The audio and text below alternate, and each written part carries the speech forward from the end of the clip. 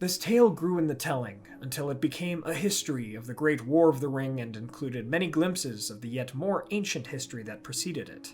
It was begun soon after The Hobbit was written and before its publication in 1937, but I did not go on with this sequel, for I wished first to complete and set in order the mythology and legends of the Elder Days, which had then been taking shape for some years.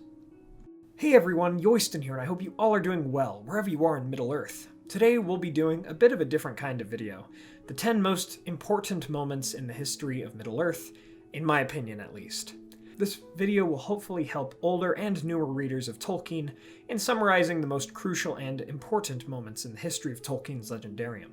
Now, each person's list might be different, so let me know what yours is in the comments below.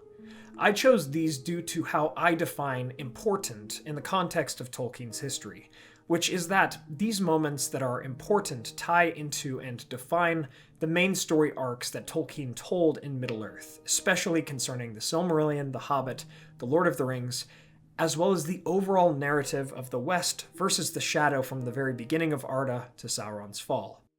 I imagine lists would be different depending on one's definition of important in Tolkien's works, but that's how I define it. Since this is more of a summary, I will try to keep each moment I discuss to about 1 minute or less in length as to not overwhelm anyone, and if you're interested in more detail, I'll link my complete history of Middle-earth and my timeline of Arda in the description and cards. With these moments, I'll contextualize their importance in the Legendarium at large and mention some other events that were only made possible because of them. And the only order this list has is chronological. These 10 moments are equally important, I would say. My friends, thank you all so much for joining me. Let's begin our tale. Number 1. Ainulindalë, at the beginning of time. The Ainulindalë, or Music of the Ainur, was one of the first things to happen in Tolkien's Legendarium. After Iluvatar created great spirits called the Ainur with his thought, they who would become the Valar, Maiar, and others sang in 3 great themes, always with the unison and harmonies of many, against the discord of Melkor and some others, Melkor being the mightiest of the Ainur. These themes, conducted by Iluvatar, would be the creation of Ea, that is, the living world, and after showing the Ainur a vision of what was to come, Eru sent forth the flame imperishable, that which gives true life and free will, and the world came into being, allowing for the Valar and then Maiar to descend to the earth and begin manifesting the vision that they had been shown, or at least the parts of it that they were shown, in preparation for the children of Iluvatar, all while Melkor opposed them. The children, elves, and men, as well as dwarves who were adopted, would awaken in the world many millennia later, and the world would become theirs ultimately. Number 2. Killing of the 2 trees of Valinor in the late years of the trees. The next most important moment in the history of Middle-earth comes after the awakening of the elves, their journey to Valinor, and the creation of the Silmarils by the elf Feanor. This is the destruction of the 2 trees of Valinor created by some of the Valar to give light to the world besides the stars. Melkor and his ally Ungoliant, a great spider of terrible power, came and killed these 2 trees during a time of festival in Valinor, and Melkor thereafter stole the 3 Silmarils, stones that contained the light of the 2 trees. After this theft and murder of the first High King of the Noldor, Melkor fled with Ungoliant into Middle-earth, leading to Feanor swearing an oath to pursue them and leading his people thusly into Middle-earth. Number 3. Voyage of Eärendil, in the late First Age. Although the War of Wrath does not have too much explicit detail in the writings of the Legendarium, it is nevertheless one of the most important moments. Eärendil, a half-elf mariner, went with his half-elf wife Elwing to the land of Valinor upon their ship, for the children of Iluvatar were nearly utterly defeated by Morgoth in Middle-earth. After coming to Valinor, Eärendil pled his case to the Valar, and the Valar decided to send their people and aid in the final fall of Morgoth, so Melkor was named, as well as offer half-elves the choice to follow the fate of men or the fate of elves. So, Morgoth Melkor fell in the War of Wrath and was exiled from the world of Middle-earth. After this, the elves migrated from the northwestern lands of Middle-earth named Beleriand into the east, for Beleriand sank beneath the sea due to the war, and many men migrated to the island of Numenor, raised from the water by the Valar as a gift for their aid against Morgoth. Number 4. Crafting of the Rings of Power, Mid-Second Age. The elves who migrated to Middle-earth founded their own lands and kingdoms, and in the land of Eregion, Noldor elves, led by Celebrimbor, fell under the sway and teachings of an elf who called himself Annatar. Annatar taught Celebrimbor and some others ringcraft, the ability to forge powerful rings.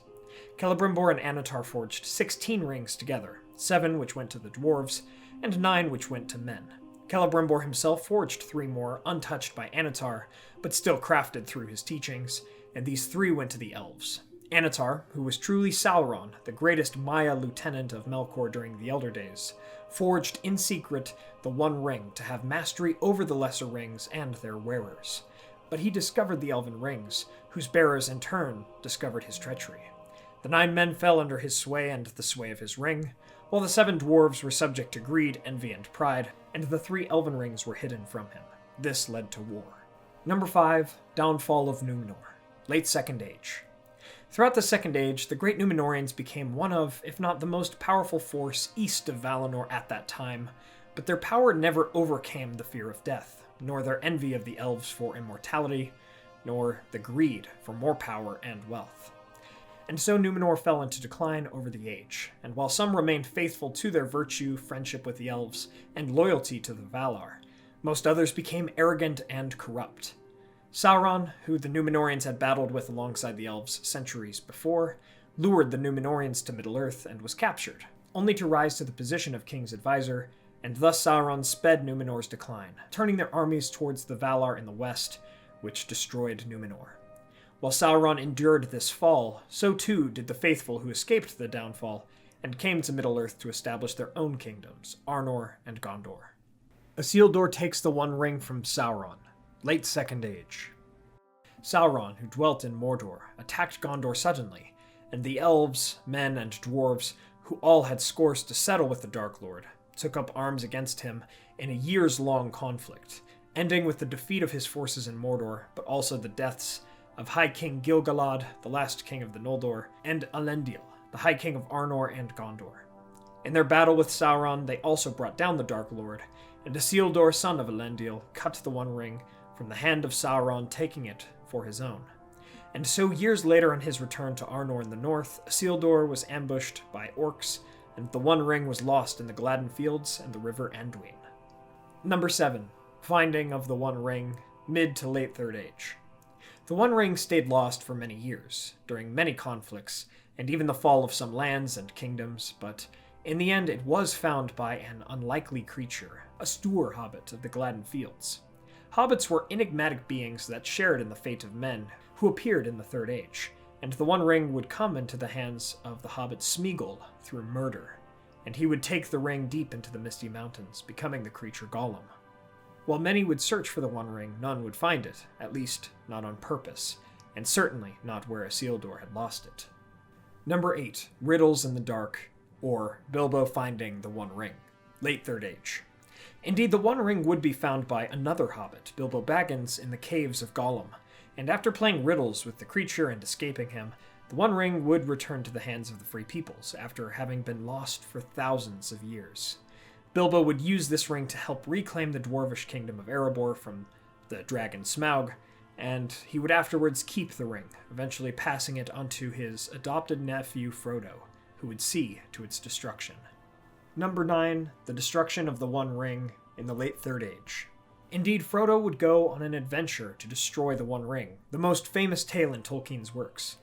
Frodo would encounter many friends and enemies during his journey, but in the end, Gollum, who had found Frodo, would reclaim the ring for himself, only to fall into the fires of Mount Doom, either by coincidence, fate, or some greater power, and thus the One Ring, and its creator Sauron, as well as some of the last great legacies of Melkor's evil in Middle-earth, but not all of them, would be brought to their end in the destruction of the One Ring.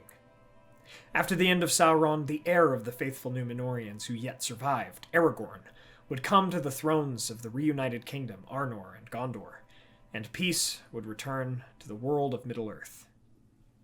Number 10. Leaving of the Elves in the late Third Age and early Fourth Age. With the ends of Sauron and the Third Age, and the new Age of Men on the horizon, the eldest children of Ilúvatar, the Elves, set sail and left this Middle-earth, They took with them their memories of the Elder Days and their battles against the two Dark Lords Melkor and Sauron. With them went the wizard Gandalf, who had been instrumental in fighting against Sauron, who bore an elven ring, Frodo and Bilbo, the One Ring bearers, and the two other elven rings and their bearers. The world was left to the younger children of Iluvatar, men, and it would be their free will that would see the rest of Middle-earth's history happen as it would, until the world would be remade.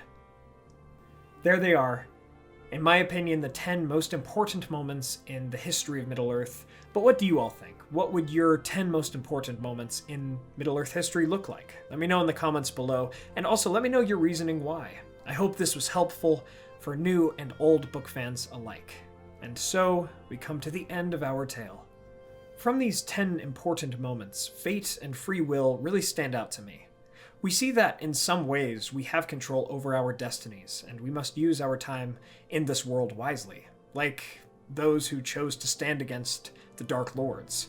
And yet in other ways we also must let fate take its course, like Bilbo finding the One Ring. Thank you all so much for watching. I hope you all enjoyed this video. If you did, please be sure to hit that like button and share this with a friend. What are your thoughts, questions, additions, and corrections on all of this? Let me know in the comments below. Also, let me know what other video topics you would like to see in this numbered format. It was really fun to put together. Thanks to our Valar tier patrons, Adrian de la Torre, Chris Ortner, Kyle Wetzel, Peter Shepard, Jonathan Putnam, Mark Kralik, Blair Scouten, Merton, John Hume, Jennifer Wood, Sam McBee, Matt Sabatch, Elizabeth Calvert, Maz Gibbs, Ben Gardner, Kondar, Reese Jenkins, Adam Petrulik, Kuzan, Brandon Glidden, Molly Sullivan, and Daniel Burns, our newest Valar tier patron. Thank you so much, and thanks to all of our patrons and YouTube members. It really means a lot. Please subscribe and hit that bell button to join the Men of the West and all of the Free Peoples today, and I'll see you all again on Sunday with a video on Orcrist, the Goblin Cleaver. You all are the best, my friends. Thank you all so much for joining me on this adventure. Until the next one.